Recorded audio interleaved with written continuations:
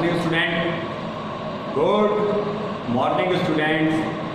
Yes, myself is Dr. Prashant Kumar Mishra. Just today I teach you the parts of verb, and just we before videos just we tell that what is the verb and the kinds of the verb. Today our topic is auxiliary verb and helping verb. AUXILLARYVERB helping verb, यानी कि आपकी helping verb होती है आपके सहायक क्रिया के रूप में। अच्छा, ये आपकी कौन सी होती है? ये ऑक्सिलरी वर्ब का प्रयोग मैन वर्ब MAINVERB के साथ ऑक्सिलरी वर्ब का प्रयोग मुख्य क्रिया के साथ, मेन क्रिया के साथ सहायक क्रिया के रूप में होता है। हेल्पिंग वर्ब के रूप में हेल्पिंग वर्ब के रूप में इनका प्रयोग होता है।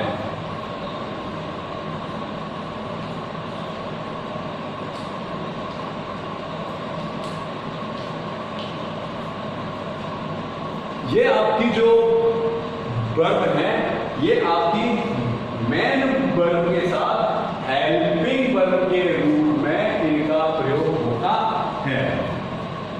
The auxiliary verb is used with the main verb, कि ये आपकी सहायक क्रिया के रूप में ये प्रयोग की जाती हैं, तो हम इनको ऑक्सिलरी वर्ब या हेल्पिंग वर्ब कहते हैं। अब हम जैसे फॉर एग्जांपल के तौर पर हम इनका वो करेंगे प्रयोग। हम यह देखते हैं उदाहरण के तौर पर कि कौन कौन से वाक्यों में कौन कौन सी हेल्पिंग वर्ब्स होती हैं। तो she does not tell a lie, वह झूठ नहीं बोलती है। दूसरा आपका वाक्य है, second sentence is that I shall go to Delhi, मैं दिल्ली जाऊंगा। तीसरा वाक्य आपका क्या है? तीसरा वाक्य आपका मदर इज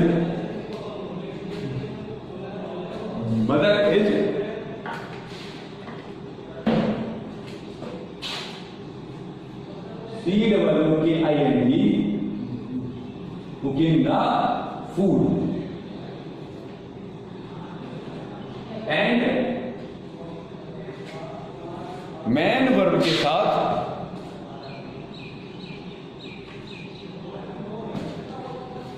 और वाक्य नंबर आपका 4 है। फोर्थ नंबर आपका सेंटेंस है कि मे आई कम इन, मे आई कम इन, क्या मैं अंदर आ सकता हूं? मे आई कम इन, क्या मैं अंदर आ सकता हूं? एंड बाकी नंबर आपका 5 है, आई हैव मैनी पेन, मेरे पास बहुत सारे पेन हैं। एंड बाकी नंबर 6 है आपका, दे विल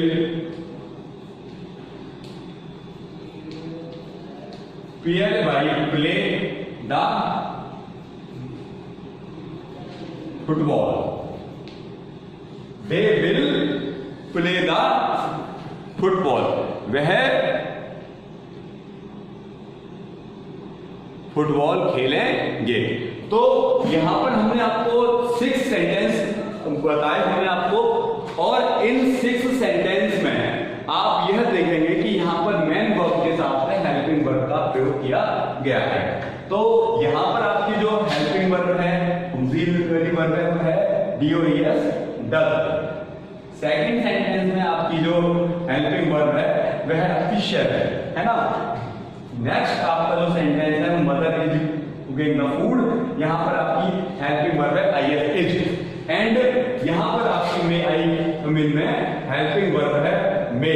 एंड 5 नंबर जो वाक्य है, the sentence number is 5, the helping verb is have, and the next sentence they will play the football, helping verb is that will. तो यह हम देखते हैं कि यहां पर is, am, are, was, were, am, may, do, does, did, will, shall, have, had, ये सब आपकी सहायक क्रिया के तौर पर ही जानी जाती हैं, और हम इनको ऑक्सिलरी वर्ब या सहायक क्रिया, हम इनको हेल्पिंग वर्ब कहते हैं। ठीक है, ये थी आपकी ऑक्सिलरी वर्ब्स की पहचान, कि हम कैसे पहचान पाएंगे कि यह आपकी ऑक्सिलरी वर्ब है या आपकी हेल्पिंग वर्ब है। ठीक है, हम आपके क्या देखते हैं, नेक्स्ट में हम आपका देखते हैं, नेक्स्ट पॉइंट में आता है कि हेल्पिंग वर्ब के how many parts, helping verb के कितने भाग होते हैं। तो यहां पर हमने क्या लिया, the AIIMS of auxiliary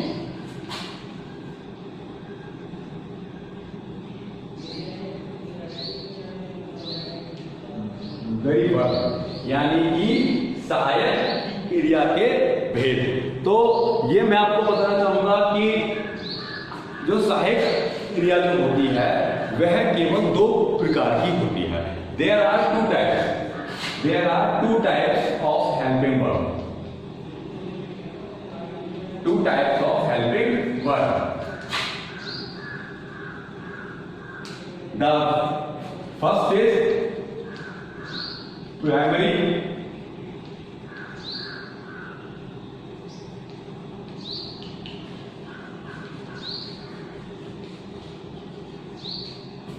the first part is primary auxiliary verb and the second part is modal auxiliary verb. The first part is the primary auxiliary verb and the second part is the modal auxiliary verb. ये आपकी 2 प्रकार की होती हैं। सहायक क्रिया के जो प्रकार हैं, जो भेद हैं, वह केवल 2 ही प्रकार के आपके भेद हैं। पहला जो आपका भाग है, the first part is that primary auxiliary verb and the second part is that modal auxiliary verb, है ना। यहां तक हम आपको बता दिए। हम आपके यह देखते हैं, यह जानकारी करते हैं कि ये जो आपकी प्राइमरी ऑक्सिलरी वर्ब है और जो मॉडल ऑक्सिलरी वर्ब है, ये आपकी क्या होती हैं और हम इनको कैसे समझ सकते हैं। तो हम आपका फर्स्ट पार्ट की आते हैं। पहला पार्ट इसका क्या है, प्राइमरी ऑक्सिलरी वर्ब, यानी कि प्राथमिक सहायक क्रिया है। अगर हम इसकी हिंदी आपको बताएं तो होगी प्राथमिक सहायक क्रिया। ठीक, अच्छा, तो प्राइमरी ऑक्सिलरी वर्ब से तात्पर्य है जो इसी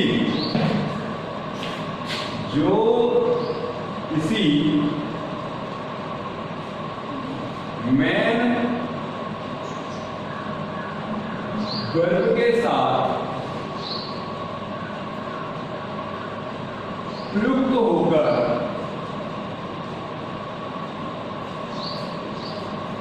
पूर्ण टेंस बनाना है।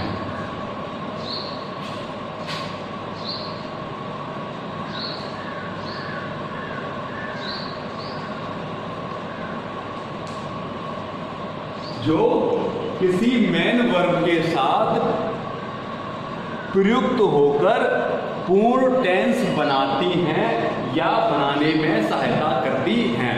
The primary verb is that which is used with the main verbs and make the full sentence. With use the main verbs and make the full sentence, जो कि किसी भी मुख्य क्रिया के साथ यूज होकर के आपका पूर्ण वाक्य बनाती हैं। जैसे हम आपको बताएंगे be have, DID, be have आपका डिड, और ये भी अगर हम ना माने तो आपका do. B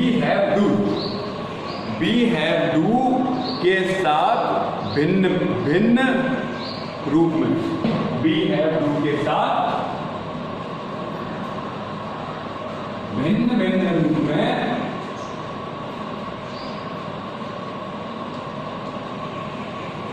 B have do के साथ भिन्न भिन्न रूप में प्राइमरी ऑक्सिलरी वर्ब यूज की जाती है।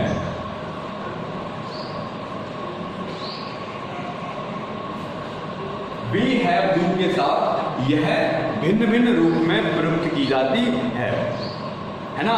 केवल एक ही चीज है, बी हैव एंड डू। मतलब अगर हम प्राइमरी ऑक्सिलरी वर्ब की परिभाषा की बात करें, डेफिनेशन की बात करें, तब हमको मालूम पड़ेगा कि यह जो आपकी बी हैव डू है के साथ मिलकर के ये सहायक क्रिया आपकी हेल्पिंग वर्ब बनाती है। अच्छा, नेक्स्ट हम क्या देखते हैं, तो हम सबसे पहले इसमें हमने आपको बताए हैं 3 मान, बी हैव एंड डू। तो क्या हम इसमें क्या करते हैं, देखते हैं हम इसमें यह देखते हैं कि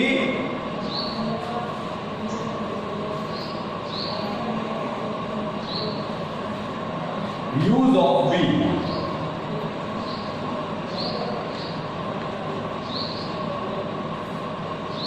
बी का प्रयोग, मतलब आपकी जो बी सहायक क्रिया है, हेल्पिंग वर्ब है, उसका क्या प्रयोग है। तो बी के भिन्न भिन्न रूप, द भिन्न भिन्न रूप, यूज ऑफ बी के भिन्न भिन्न रूप प्रेजेंट टेंस में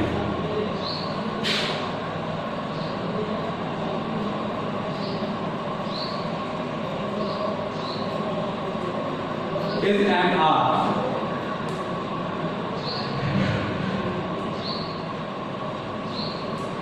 बी के भिन्न भिन्न रूप प्रेजेंट टेंस में is, am, are, verb. Past tense में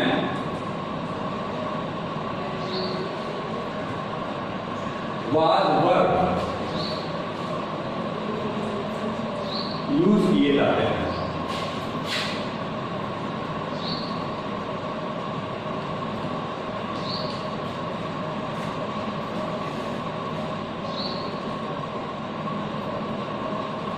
यूज किए जाते हैं, जैसे she reading a book.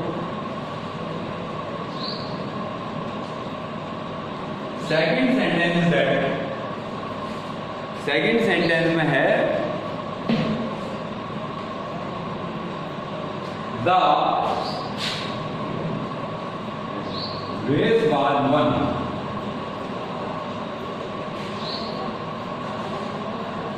And the third sentence is Radha. R-A-D-H, Radha.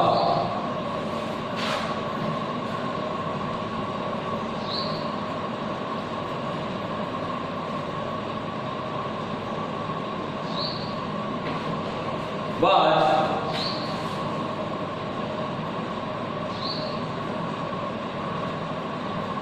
eating the food. And fourth sentence is that the fourth sentence that you were making a noise.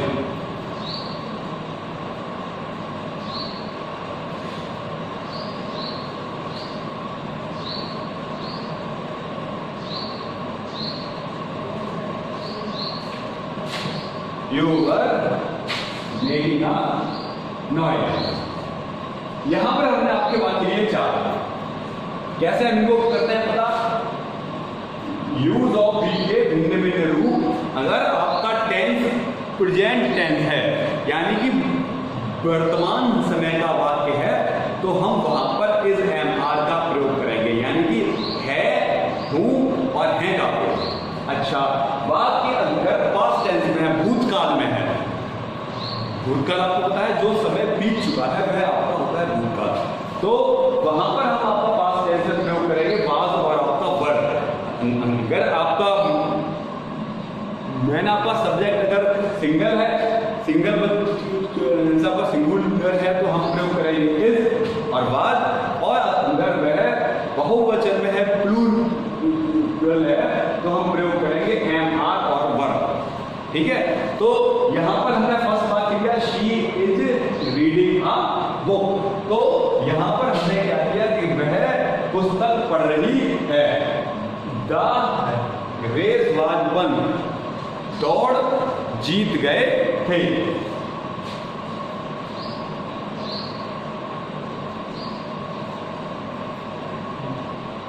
Radha was eating the food, Radha खाना खा रही थी। And you were making a noise, और तुम शोर मचा रहे थे। तो यहां पे आपने क्या देखा, और नेक्स्ट वाक्य और मैं आपका देखते हैं, पांचवा वाक्य और हम आपका देखते हैं। फुटबॉल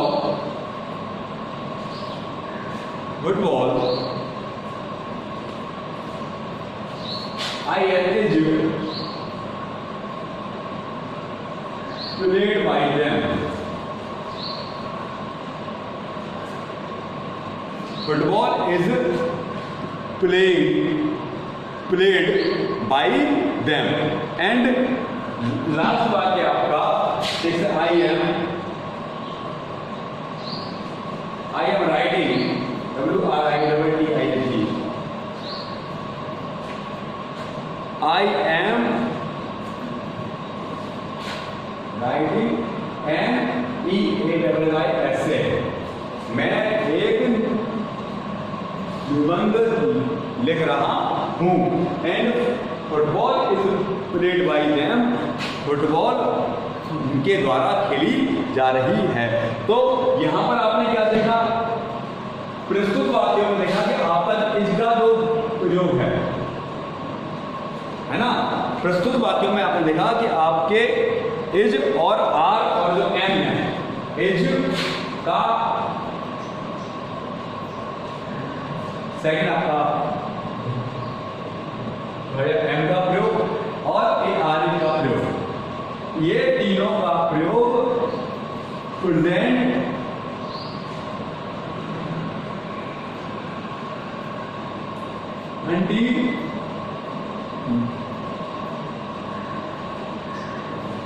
प्रेजेंट कंटिन्यूअस टेंस में किया गया है तथा और वाज वर का प्रयोग, वाज वर का प्रयोग जो है वह आपका पास्ट कंटिन्यूअस में किया गया है।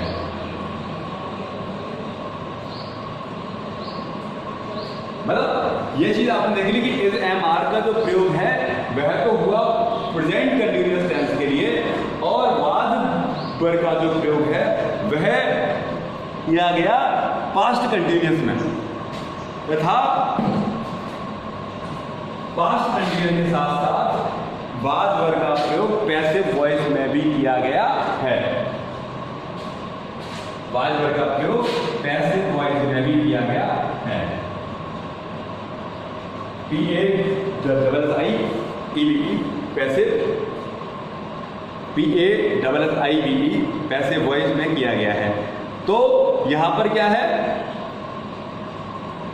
कि यहां पर है कि is am are was were का प्रयोग कंटिन्यूअस टेंस तथा पैसिव वॉइस में किया जाता है। हमको इन सारी बातों से यह मालूम पड़ा कि is am are was were का प्रयोग कंटिन्यूअस टेंस में या फिर आपके पैसिव वॉइस में पूर्ण वाक्य बनाने के लिए किया जाता है।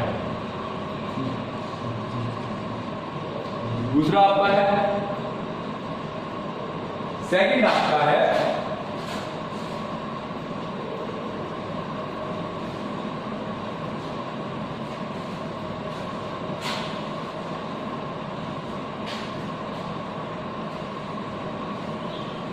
the second point is that use of have, use of have का जो होता है प्रयोग वह हम कहां करते हैं? तो have का प्रयोग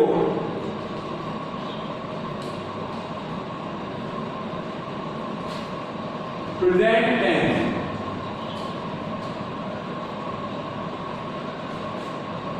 हैव का प्रयोग प्रेजेंट टेंस में,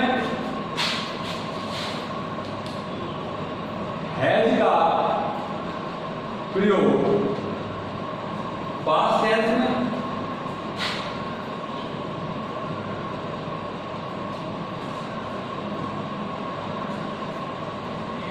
हैव का प्रयोग प्रेजेंट टेंस में और हैज का प्रयोग पास्ट टेंस में।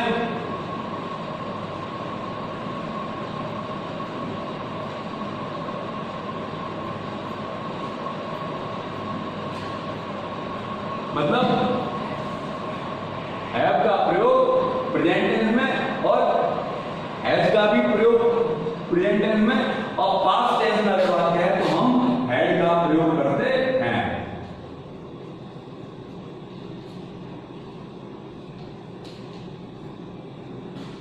मतलब कहने का तात्पर्य just we explain that for the tense is the present tense we will use the have and had. If the sentence is past tense, just we use the had, है ना? तो हम वहां पर had का प्रयोग करते हैं, और had have had के प्रयोग have had का यूज, हैज हैव हैड का, इन तीनों का प्रयोग एसीटीआई एक्टिव तथा पैसिव वॉइस में होता है।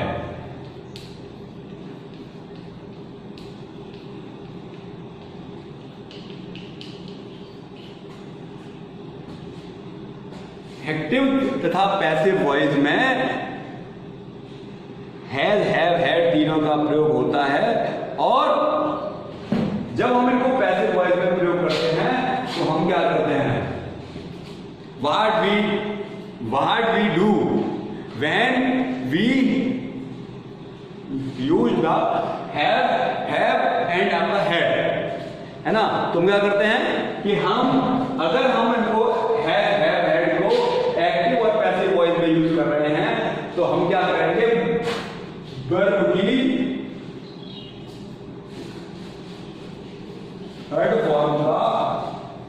Use.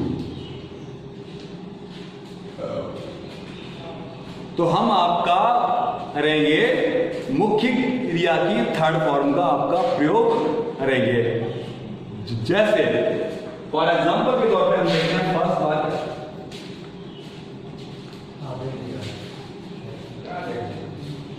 I have eaten the food,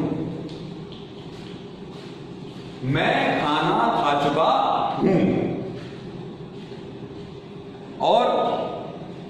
और ये बात क्या होता है, एक्टिव में है। एंड सेकेंड वाक्य, दूसरे वाक्य में अगर हम इसको देखें, a book, a book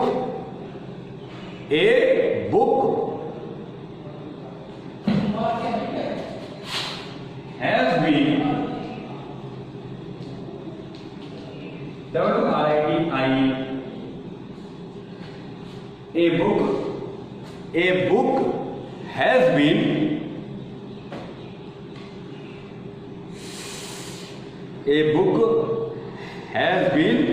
W-R-I-T-T-E-N written by me, एक पुस्तक मेरे द्वारा लिखी जा चुकी है ना। तो हम क्या यहां पर देखते हैं कि हमने यहां पर देखा कि हैज और हैड का प्रयोग हम एक्टिव वॉइस और पैसिव वॉइस इन तीनों में करते हैं, लेकिन हम क्या करते हैं कि उसकी थर्ड फॉर्म का भी यूज करते हैं। और अगर वाक्य आपका प्रेजेंट टेंस में है तो हम आपका हैव और हैव का करते हैं प्रयोग, और आपका वाक्य अगर पास्ट टेंस में है तो हम हैड का प्रयोग करते हैं। यहां तक मैं आपको बता चुका हूं।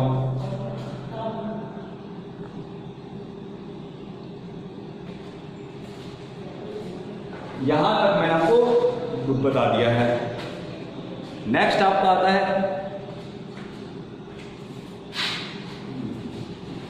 Use of do.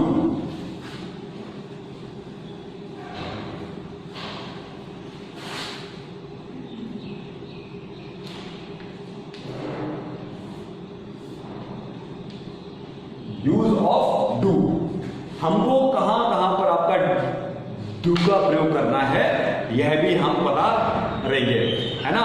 तो हमने क्या देखा, हमने यहां पर देखा कि सहायक क्रिया के रूप में सबसे पहले आपकी I is, am are, was were. अगर टेंस प्रेजेंट है तो हम करते हैं यूज है, हूं और है का। और अगर वाक्य पास्ट टेंस है तो हम आपका यूज करते हैं वाज और वर का। अगर आपका वाक्य एक्टिव और पैसिव वॉइस में थर्ड फॉर्म का आप कर रहे हैं यूज, तो हम हैव का कर रहे हैं प्रयोग प्रेजेंट टेंस में, और अगर पास्ट टेंस में है तो हम उसका हैड का प्रयोग कर रहे हैं। ये बातें हमको ध्यान में करनी है, और इन सब बातों को हमें बहुत अच्छे उससे भी जानना है। अच्छा, दूसरी बात क्या है कि ये जो सहायक क्रिया के बारे में जितनी भी जानकारी आप बच्चों आपको हो पाए या आप उसको जान पाए, मान पाए, तो ये बहुत ही अच्छा है। मैंने पिछली वीडियोस को तुम सबने उसको देखा, बहुत ही अच्छी थी, और सबने मुझे बताया भी। तो मैं जिन जिन बच्चों ने कमेंट बॉक्स में कहा कि सर वीडियो अच्छी थी, तो मैं उन सभी बच्चों को हार्ट से, my heart is will do the thanks for those childrens who gave me thanks for my teaching skills. So then today we teach the helping verb and used the is, am, are, was, were, has, have, had and be, है ना। तो यहाँ तक आज हम आपको बता दिए हैं। नेक्स्ट वीडियो में मैं डॉक्टर प्रशांत मिश्रा आपको के बाद की जो सहायक क्रियाएं हैं वह मैं आपको बताऊंगा। तब तक के लिए आप अपना जो घर है वहां पर रहें, सेफ रहें और अपना कार्य करते रहें और एकदम अपनी पढ़ाई पर भी बच्चों पूरा ध्यान दें। यही बातों के साथ मैं आपसे विदा लेता हूँ। नेक्स्ट वीडियो में मैं आपको से आगे के बारे में बताऊंगा। बहुत बहुत आपका धन्यवाद।